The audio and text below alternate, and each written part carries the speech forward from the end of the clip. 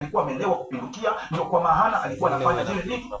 Hatujui kama hata kwa hiyo pombe walikuwa wamewekewa matata ama namna gani, kwa sababu huyo msichana alikuwa anafanya kama malaya kabisa, alikuwa anaendekeza umalaya kwa hiyo video. Ladies and gentlemen, kitu ambacho hata yeye mwenyewe hakuamini, ni yeye ndio alikuwa ananyonya hiyo video namna hiyo.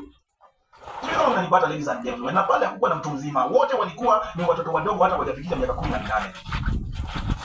So huyo mtoto wakati aliona ameharibika, mama yake ameshtuka, akakimbia, akaenda akajifungia kwa room, na wakati mamake alitoka, inasemekana huyo mtoto alitafuta kamba na akajitia kitanzi, akajiondoa. Sasa inasemekana huyo mtoto amekufa kwa sababu ya ile aibu ambayo aliweza kuona kwa hiyo video ya mama yake. Sasa sisi kama wanambea tumesema tukuje hapa guys, tuwaongeleshe, tuwaulize, kwani hii Kenya inaelekea wapi? Unajua hizi ma Telegram zimekuja guys, tulikuwa tukiona watu wadogo wakipost nini, wengine mpaka unaona huko kwa hizi ma OnlyFans unakuta wasichana my friend wana Instagram video zao wanajiingiza mpaka vitu kubwa. Guys, let me tell you, ukiangalia mpaka wengi wanaishi maisha mazuri. Ukiangalia kama huyu msichana mwenye kwa screen, huyu mwanamke kwa jina Fulufulu ama zaidi ukipenda Maria Kibe. Maria Kibe ni mwanamke ambaye ameteseka sana wakiwa na mama yake. Mama yake alikuwa anauza chang'aa kwa ghetto. Huyu mwanamke alizalishwa na mwanaume fulani hapo Mbo, mwanaume ambaye anaitwa Kiwama ni nani. Huyu mwanamke aliteseka sana mpaka kafika mahali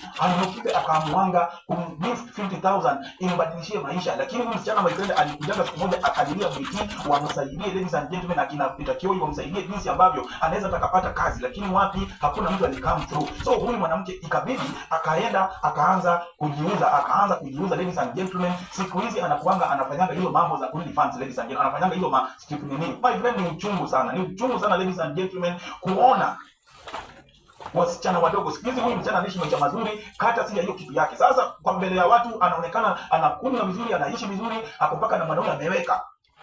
Unaona? Hata si tu ya hiyo kuonyesha kitu yake na kuchokora na kuingiza vitu na anapata pesa. Sasa hao wasichana my friend, let me tell you, wamesababisha wanawake wengi sana Kenya wakatamani kuwa kama wao. Unaona? Wakiongozwa na kiongozi. Kuna mwanamke hapa TikTok anaitwa Hannah Benta, ladies and gentlemen. Hawa ni wanawake ambao wanaharibia wamama watoto wao.